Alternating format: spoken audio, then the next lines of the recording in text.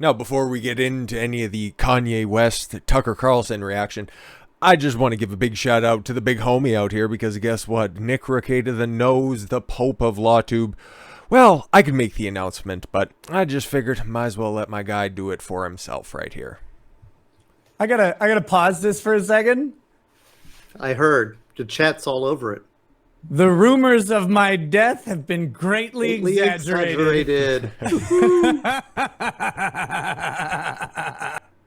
That is right, ladies and gentlemen. He is back, and his channel is back, and it's glorious. And I hear that he's going to be making a couple of different variations onto what he's going to be doing going into the future. And you know what? It really does sound like a really tantalizing proposition, okay? Just making little announcements, little clips for YouTube, and then just streaming, exclusively over on Rumble, which... You know what, man? He's not doing that bad because I've been watching on and off today when it comes to the Darrell Brooks trial.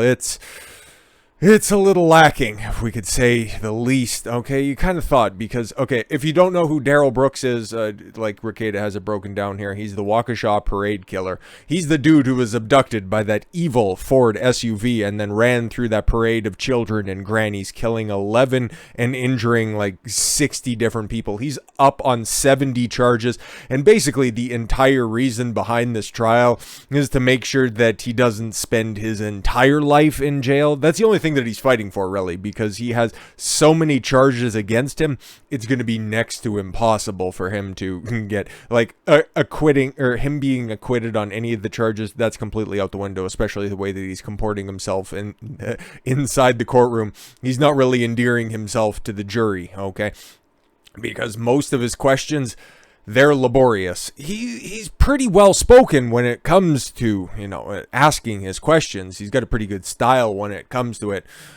So would it be fair to say, and then he would drill in on some benign little detail that really doesn't matter about anything. Like the first time he was up there, it was kind of weird, and you would have anticipated a few more fireworks. They eventually got into it, okay, because Darrell Brooks was cross-examining his former girlfriend. It was a little bit weird because, again, she was kind of the predicate incident before him, you know, plowing through the parade, killing a bunch of people, which I don't know if that's going to be in dispute. Haven't listened to anybody who was actually at the parade give testimony, so that could be interesting depending on, you know, the emotionality of the witness and how well Darrell Brooks can comport himself. But this dude's been slumped all over the defendant table because he is representing himself in this case, which is wild, okay? But he's asking questions. He's definitely not putting on the facade, because he initially pled that he was insane and then ended up having to withdraw it. And then he fired his public defender, and then he wanted to go pro se or pro. I forget how it goes, because again, he's acting. Get all this stuff. Like he's trying to pull every trick out of the book. Okay, he is a third-party intermediary. He represents Darrell Brooks LLC or some dumb shit like that over the top of it, right? Okay, so he's acting as an intermediary in the entire thing, and it's not him at the desk, okay? He's a representative from Corporation Darrell Brooks. It's totally fucking whack if you just if you break everything down. So again, maybe the trial will pick up a little bit, but he just digs in, okay? And then I got into the third testimony that was out there, okay? His third cross-examination. The judges had to cut him off twice. She's incredibly weak, but she was also getting tired of his nonsense. So again, that's what's going on over on Rumble for Nick Rekieta right now, okay? And I'm ecstatic for him because, again, it's kind of a win for the good guys in this situation, because yeah, man, he was unjustifiably booted off YouTube, and now he has a policy in place, or at least some sort of plan on paper, in order to, you know, capitalize on his 472,000 subscribers that are over there. Okay, put out little clips, a little, hey, I'm streaming over here. And then, you know, just the odd middle finger to those troons that are out there. Oh, God bless. Hopefully you all live a wonderful, long, fantastic life. And God forbid if you're cranking out another batch of bathtub hormone replacement therapy that you like to give out to children. That's what those folks are out there doing. I certainly hope you don't keel over face first and drown inside of your own concoction. God forbid, or if you're cranking out in a different sense, you're non-functioning dicks, go for it. Just, hey man, go out there, live your life, leave everybody else alone. Your canceling attempt fucking failed on the face of it, and you love to see the spurging that's going out right now. Most people are celebratory about the fact that Nick is back, and again, he's pulling huge numbers over on Rumble. I think it definitely was up over 20,000, but then a bunch of other large streams started up again, okay, because Friday's a weird streaming day when it comes to some people, okay. A lot of big shows are out there right now, so yeah, whatever it is, I think he's probably reading super chats at this point, and still just about, yeah, getting up to 16,000 people, where again, when Nick's doing a trial stream, it's not uncommon for him to get that many people, but this early in the trial, at this kind of a laborious pace that the trial is in fact going,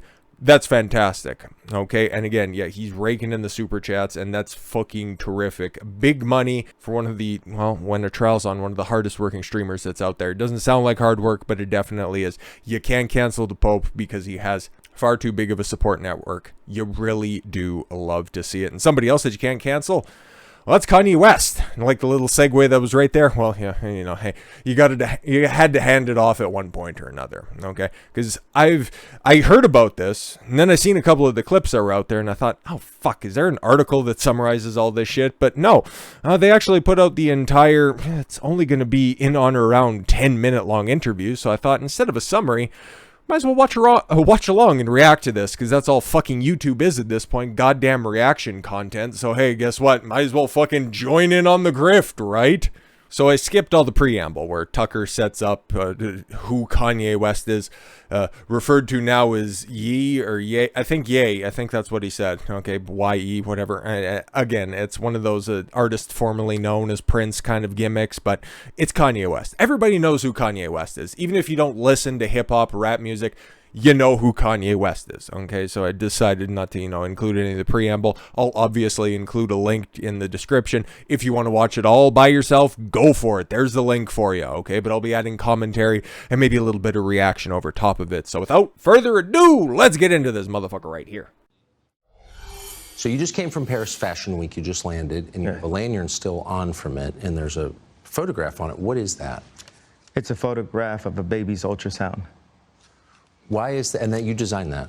Yes. Why? What does that mean? It just represents life. I'm pro-life. Fucking based.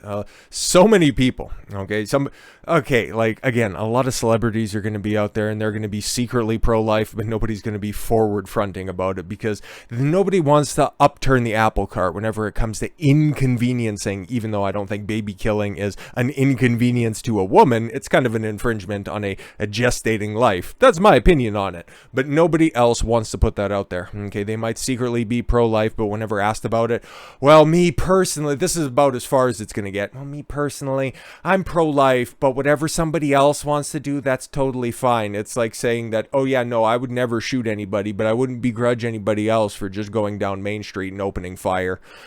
Stand for something, otherwise you stand for nothing. Boy, so you wear it on a badge. What kind of response do you get?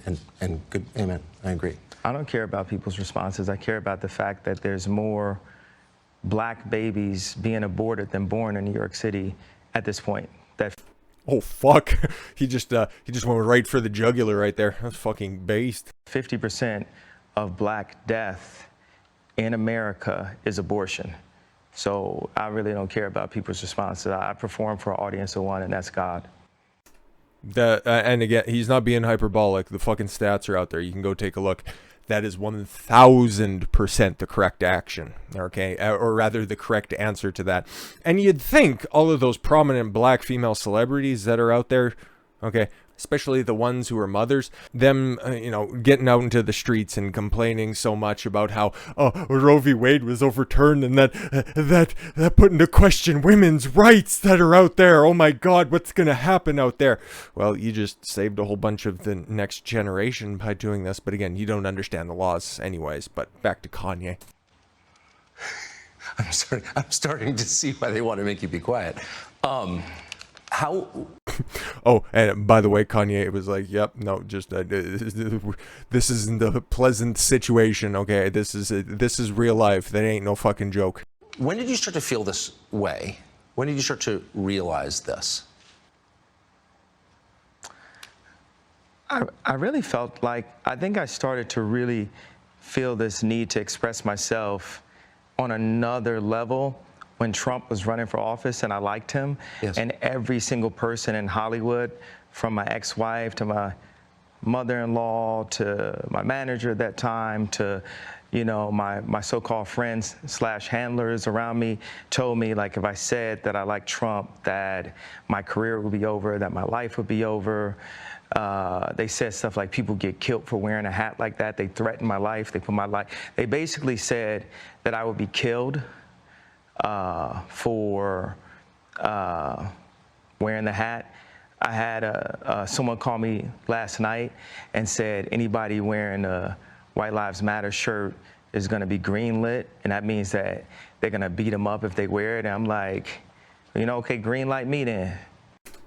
Before we get too far into this, like, I wanted to find a place to jump in because, again, copyright's a bitch on YouTube. It'll be fine on Rumble, where most of the stuff of mine is going to be. Well, actually, all of it's going to be. What am I saying most for? But anyways, exactly what Kanye said. I don't think I did my guy this good service right here with that pause face. That's a little better. That's better right there because it just looked a little inappropriate. But no. That's exactly... I would say probably about the exact same time. Okay, we'll make it about me for a second. It's all about me. No, I'm just kidding. But I had a similar timeline when it came to, you know, coming to grips with a so-called awakening, okay, because I don't know, I guess the first red pill that I ended up taking was the political one when it came to Trump. I've said this multiple times that were out there before. Hearing about Donald Trump running for presidency, everybody thought it was a joke back when he descended the golden elevator at Trump Tower in 2015. And then he started to make some statements, and he started to gain some traction in the primaries, and then all of the attacks started to come out, and it's like, no Mexicans, they're all rapists and murderers. And it's like, would he actually say that? And then I went to go take a look at some of his statements that were out there. Just at the time, I was resigned to the fact that it was just going to be Bush v. Clinton, because guess what? Everybody loves a good dynasty battle, okay? And nothing's really going to change at the end of the day. And then Trump, with a big old monkey wrench, just decided to throw it right into the works. And now we see what happened afterwards. He was a great president, and he will be again in the future, but the outcry that it elicited whenever you were a Trump supporter, like me, even up here in Canada, well, hey, if I'm going to keep it a buck, it ended up, you know, getting me out of my previous job. Okay, I'm pretty sure that I've told the story before, but the last 9 to 5, well, it wasn't a 9 to 5, it was about a 7 to 3 or 5:30. Don't need to get into the details of that. It was a shit fucking job where I made next to no money, but regardless, okay, I was listening to what Trump was saying. I was seeing what he was doing, and I'm up here in Canada, northern Alberta, by the way.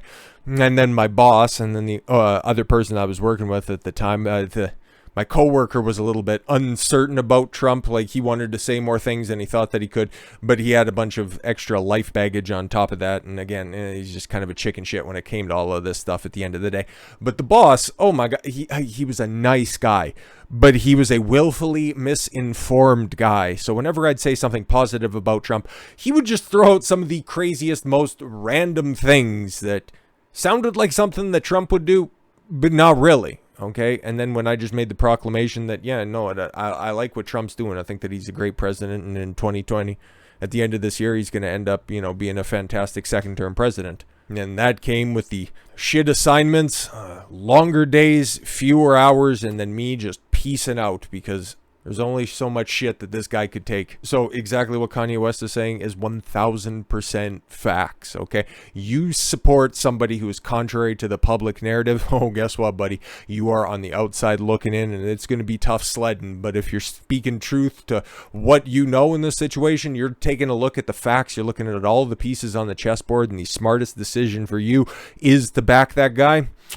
Hey man, you got to be true to yourself at the end of the day. That's what Kanye West is doing. That's why he's getting pilloried. And it's not, man, it's another one of these videos that I've been wanting to do for a long time, but it's not too dissimilar, okay? Kanye West, and this is going to be one of the stories, okay? And when everything decides to calm down, Kanye West is the 2020s version of Frank Sinatra. It's a very close similarity between the two, okay? That's a story. That's a topic for a video that I've been wanting to do for a long time. But again, now that Kanye West West is back in the spotlight, we might have to expedite that comparison that's out there right now. So we'll get back to what he was saying, because yeah, he's keeping it a buck when it comes to abortion, supporting Trump, and then just taking the contrary opinion, which is sensible to you, but is just so far denigrated in society, and then just the de facto correct default Democrat opinion, he just immediately could be pilloried with all of the different ad hominem attacks of the day. So we'll see where he goes from here.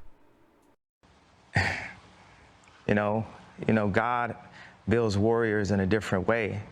I don't know if it's because of me being born in Atlanta and growing up on the south side of Chicago that, you know, he made me for such a time like this.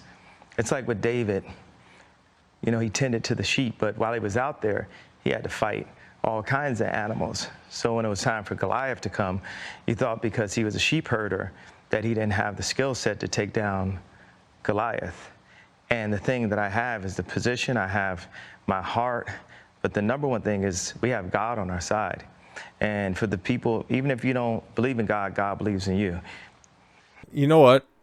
Okay, I kind of take a dump on the God pillars that are out there every once in a while. But again, my stance on this stuff is, okay, I think the foundations, and again, I did a disservice to the old pause faces here, but Kanye's not wrong when he talks about having faith in the Lord or whatever God that you want to pray to, okay?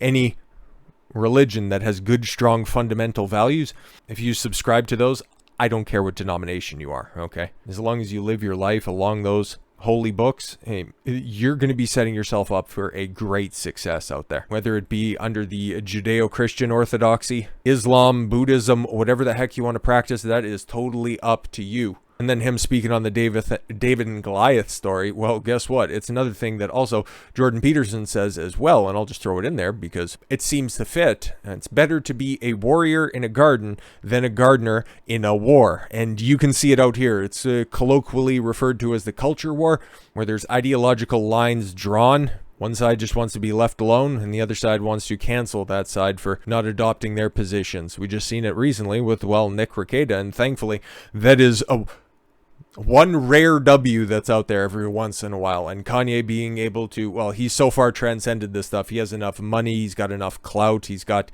literally everything at his disposal. And what is he doing right now instead of so many other hedonistic people that are out there?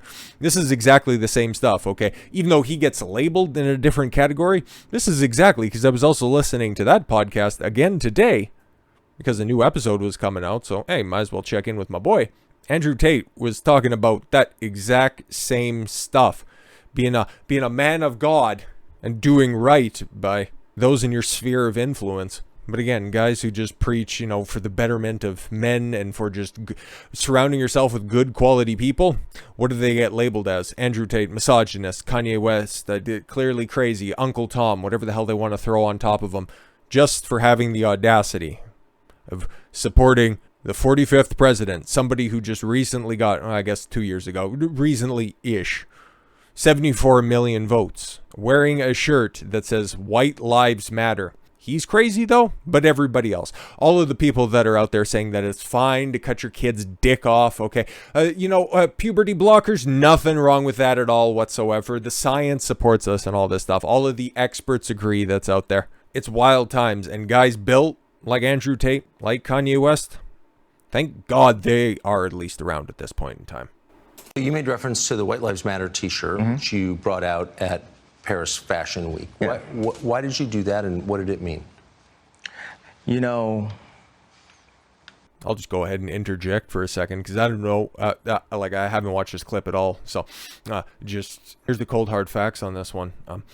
The slogan, okay, the 3 words, White Lives Matter, that's a true statement just as much as the statement Black Lives Matter is totally fine. It's keeping it a buck. It's a completely true statement, okay? But when a black guy wears a shirt that says White Lives Matter, he's somehow a racist. But if you have a white soy boy that's out there that has the Toyota Prius decals, okay, he's got the marketing material on his Starbucks soy latte cup, he's wearing the t-shirt that says Black Lives Matter, he's an ally and a supporter? Make that make sense. I do certain things from a feeling. I I just channeled the energy. It just feels right. Merch. It's using a gut instinct, a connection with God, and just brilliance, you know. And to just, make a bunch of people mad, because let's keep it a buck, he also knew that that would cause a gigantic shitstorm. Not for the fact that it's untrue, racist, white supremacy, internalizing his Uncle Tomness. I don't know what the fuck they want to pillory him or say about him, but he also knew that it would cause a big stink. But it's still a correct statement, and he seems to be living his life. Now that he's left that trifling Jezebel, he's been living his life appropriately. So, hey, good on him. You know, like, as if you asked, like, Tanya Harding how she did the triple flip or the triple spin, she was in so much practice that when it was time for her to skate in a competitive format, it just happened. Like, it happened outside of practice. It happened in the real format. And that's what's happening is God is, like, preparing us for the real battles. And we are in a battle with the media. Like, the majority of the media has a godless agenda. Yeah, he's even on a station that would probably also support that. Like, they like to pay lip service, okay? They're all just trad cucks. With the one obvious exception right here, the guy that he's speaking to right now, Tucker Carlson. He's got a couple of warts on him, okay? I'll keep it 1,000, but maybe he's kind of changing his ways, because he's also releasing another documentary, The State of Masculinity. And again, he was a guy who interviewed Andrew Tate after he got canceled. They seem to get on pretty well, so we'll see where he goes with that one, because that was one of my hang-ups that I had with Tucker Carlson. He was kind of taking the old trad cuck route like everybody else at Fox News. But he seems to have righted his course when it comes to this one. And long and short of it is, yeah, mass media is against you. They're pushing a godless agenda. It's very obvious to see. They're trying to push a very pro-government agenda, a very pro-consumerist agenda, as opposed to a very pro-humanist agenda. That's, hey, I'd kind of attribute that to what Kanye's talking about. And the jokes in that work, and this whole, like, oh yeah, he's crazy and all these things, they don't work because the media has, they've also watched travesties happen, just even specifically to me, and just watch it and act like it wasn't happening, and they stay quiet about it. What have they? I want to answer the white. Yeah. I feel like someone caught what I was saying, the comparison to Tanya Harding about the White Lives Matter. My dad is a educated ex-Black Panther, and he put a text to me today. He said, "White Lives Matter, ha, ha, ha, ha, ha." And I said, I thought the shirt was a funny shirt. I thought the idea of me wearing it was funny. Oh, he totally gets it. The dude's not crazy. He's obviously, like, this is, okay, I don't really listen to too many Kanye West interviews if I'm going to keep it 1,000. I've heard the little clips out there, okay, the house way, of course, that's on everybody's soundboard that ever uses one, okay, for streaming purposes. Okay, we got it. He's been crazier, more animated, okay, everybody remembers when he stormed the stage to take the microphone away from Taylor Swift, right? Yeah. But that was a long time ago, okay? Or him making Mike Myers totally irrelevant by saying George Bush doesn't care about black people. But I don't know how you listen to this and come away with him being crazy, because, again, kind of like how Darrell Brooks is incredibly articulate in his idea, and I'm not trying to compare the two, okay? Because Darrell Brooks did something completely and totally egregious, demonic, whatever the hell you want to put on over top of it, killing so many people, ruining so many additional lives, but he's clearly not stupid. He might be evil, but he's not stupid. And Kanye West, hey man, the media will tell him, oh my God, he lost his mind. He had that perfect woman in Kim Kardashian. And then, I just decided to start going on Fox News, talking with so many other evil, far-right figures that are out there. And then social media will be lit up with commentary on Kanye West with things that rhyme with right-wing figures. Because he plays for the wrong team. He's a bad man. He's crazy. He's evil. He's wrong. But then we listen to the words that he's speaking, kind of like how he came to his awakening. I did it as well. When listening to the words of Trump instead of the commentary or the coverage surrounding Trump, you get a totally different perspective on things. And I said, Dad, what do you think was funny? He said, just just a black man stating the obvious. Yeah. And, you know, my dad doesn't listen to rap music, and Based father. he's like super educated. We opened up a water distribution center in the Dominican Republic together. He's like the original Steve Jobs, but he was getting blocked every which way with all of his ideas. And he didn't have an endless bank account, and he didn't have an Instagram. So all these ideas, he had to like take them back and compress them. Like, my dad is the most brilliant person that I know. And we actually have a strained relationship because I was taken from him, because my mom was an actress, so she was a liberal. And did you catch that? No, but seriously, okay. And now it kind of makes a little bit more sense why he's talking about so much of society and kind of the courts, and definitely the Kardashians disrespecting the father, in his words, the black father in that relationship. It's all making a lot more sense out there. And who would like to hear an interview with Kanye West's dad? That would be wild in and of itself. And my dad would see certain things and say, you know, we should do it this way, we should do it that way. And the people got around my mom and pulled her away, much like, you know, Kim is a Christian, but she has people who want her to go to Interview magazine and put her ass out while she's a 40-something-year-old multi-billionaire with 4 black children. Oh, God bless. Hey, when I say it, people get mad, but when he says it, that's the absolute truth. But honestly, we all know who the marketer is in that one. The same person who released a sex tape. Okay, that would be her mom, because she was one of those first wave, I'm a strong, independent woman. I don't need no man. And even when I get one, he'll eventually turn out to be a woman. And this is how fashion wants to, how they want to present her. So I know you give these questions, and I give you like these 3-part answers. Is this a cool format for you? Yeah, I love it. Okay, cool. And I am following it. All right.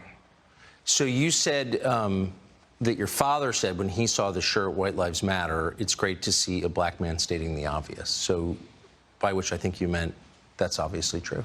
Yeah, that's my favorite response, because I kept on thinking, like, you know, people, they're looking for an explanation, and people say, well, as an artist, you don't have to give an explanation, but as a leader, you do.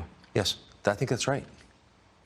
So the answer to why I wrote White Lives Matter on a shirt is because they do.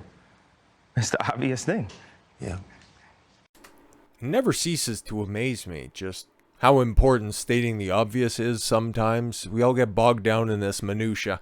Like, you see all this stuff with Biden going on right now. Oh my God, there's going to be nuclear Armageddon. We're buying all of this nuclear medicine. That's like, okay, cool. Remember, everybody, not that long ago, how many millions of dollars was spent on monkeypox vaccinations?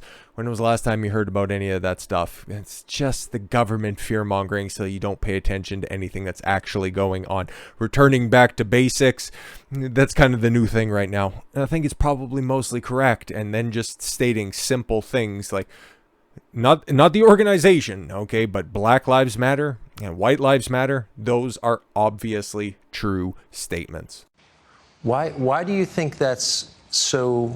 And I assume the implication is, of course, all lives matter because they're lives, because God created them. Yeah. Why do you think that would be considered controversial?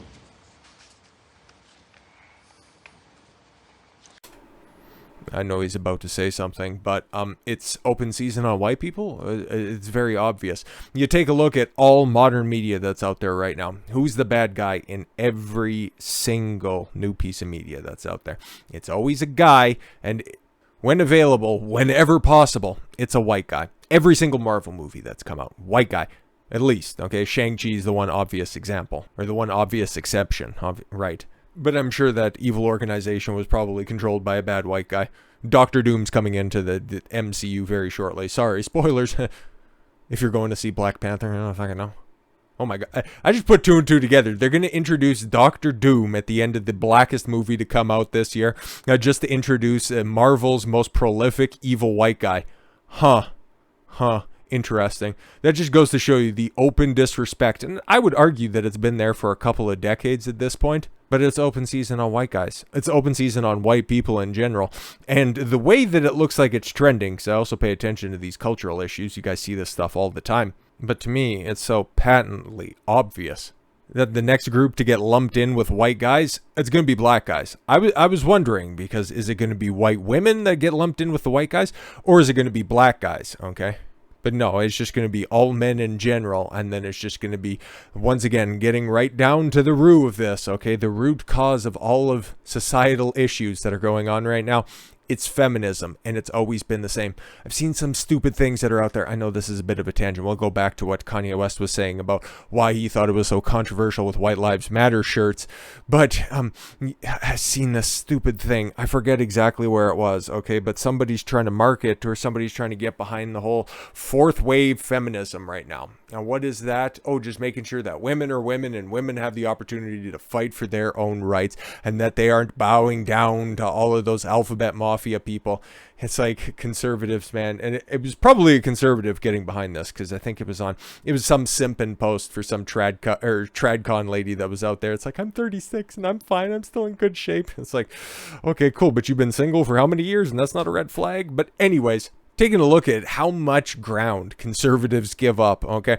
Because the radical left, the leftists that are out there, they've pushed so far to just try to say that trans women are women. Now conservatives, treadcucks, think that it's a win out there to just, yeah, no, don't worry. Don't pay attention to any of the previous ridiculousness that all of these feminists, the likes of J.K. Rowling, all of those TERFs that are out there. Oh, those are the good feminists that are out there. Do you know what the acronym is? Trans exclusionary radical feminists. Their ideology is still fucked up at the end of the day. You guys are missing a big point that's in there, okay? But they think that it's a big W to be a fourth wave feminist, because we're not giving in to that insanity that trans women are women. We're good allies. It's like, come on, guys, you're missing the point. And again, society is predicated on the female-centric social order, and that's why fathers and men in general are the de facto idiots, the de facto abusers in society,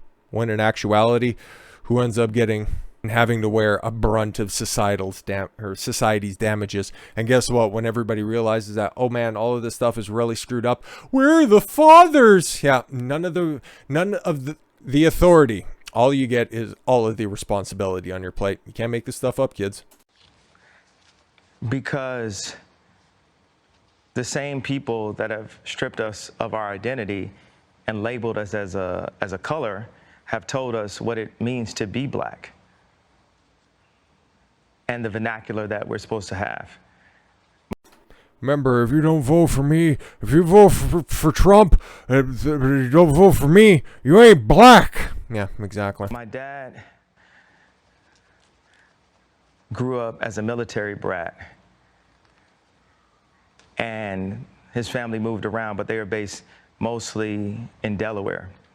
And at the time, if they weren't the only black family, they were one of the few.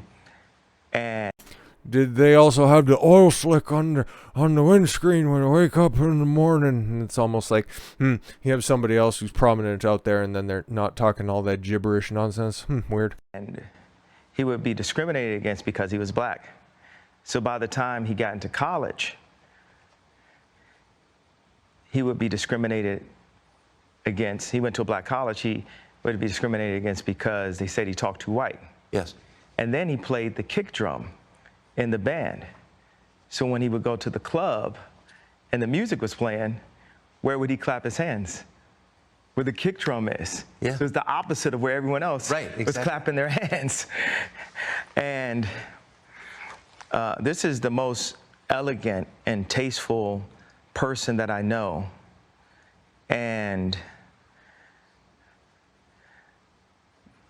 when my mom, when the schools suggested, like, the herding systems, because what they do is take the black community and they separate us, and they separate the families, and the educated, they push this, need for higher education, and us as blacks, we discriminate against each other and say, well, I got my PhD and you don't have your PhD, so I'm better than you. And so my mom, she had a PhD, and she was influenced to move to the south side of Chicago and take this job at Chicago State University.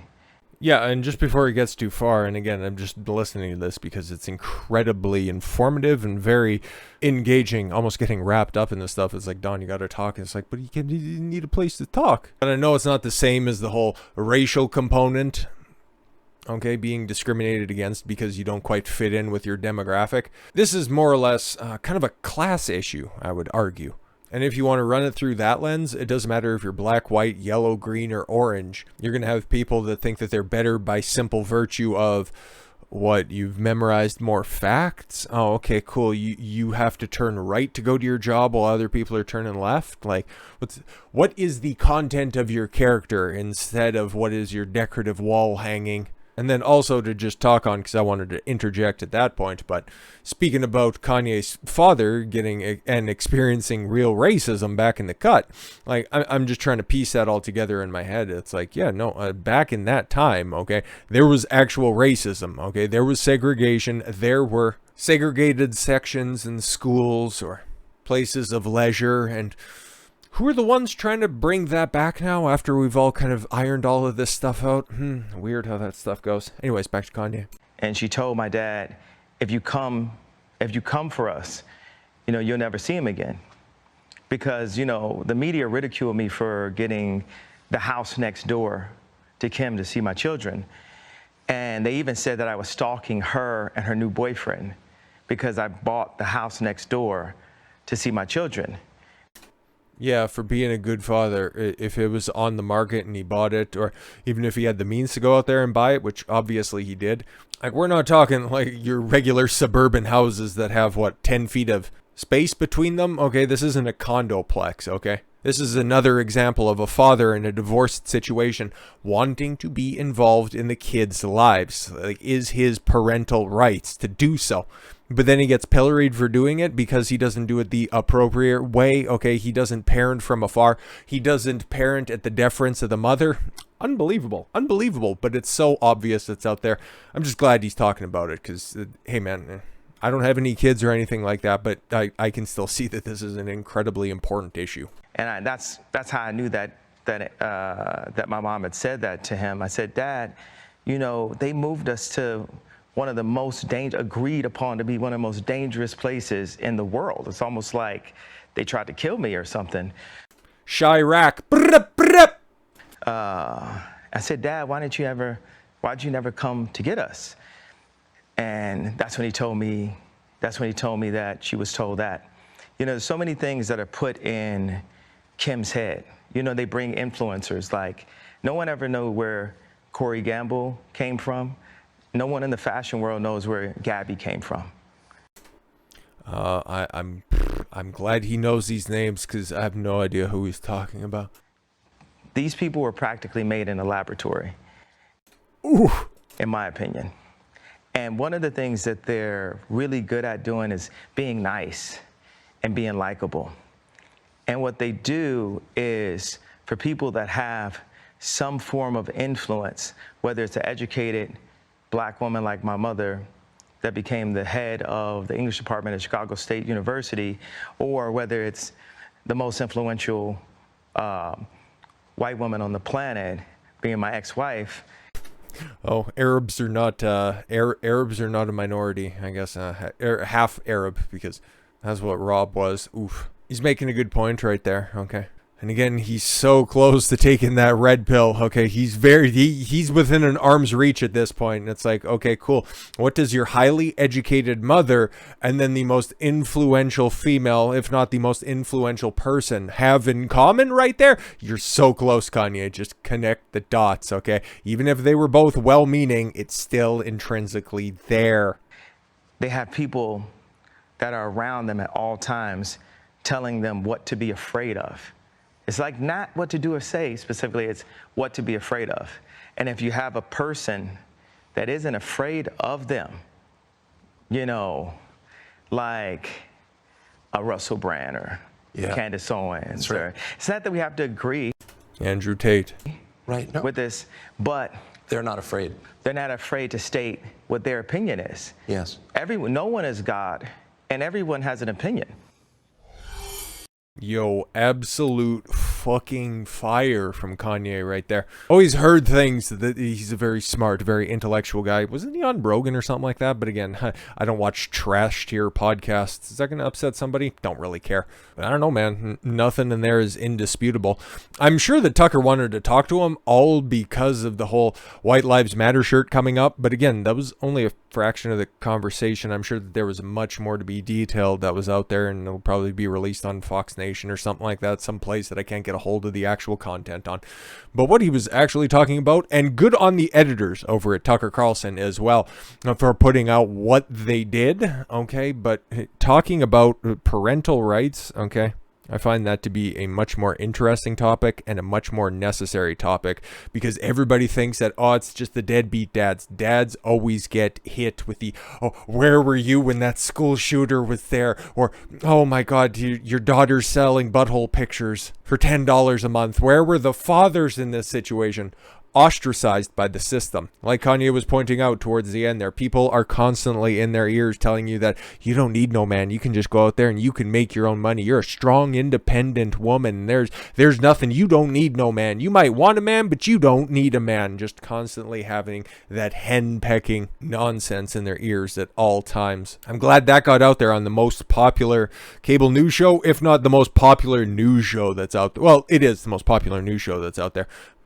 But if not the most, popular show, period, that's out there. Everybody's nana and mother and father watch Tucker. So within the past month or two, they've been hit with Kanye West, who they've been told, probably by every media source that they listen to. Even Fox News at one point or another was calling the dude crazy. And then Andrew Tate, the world's most prevalent misogynist. And then they've got to listen to both of those perspectives. Hey man, I just can't give Tucker anything less than a gigantic W. So with all of that said, thank you all very much for the gift of your time. I've been Don Consuelo. I want you to follow your gut and get after it. Take care, everyone.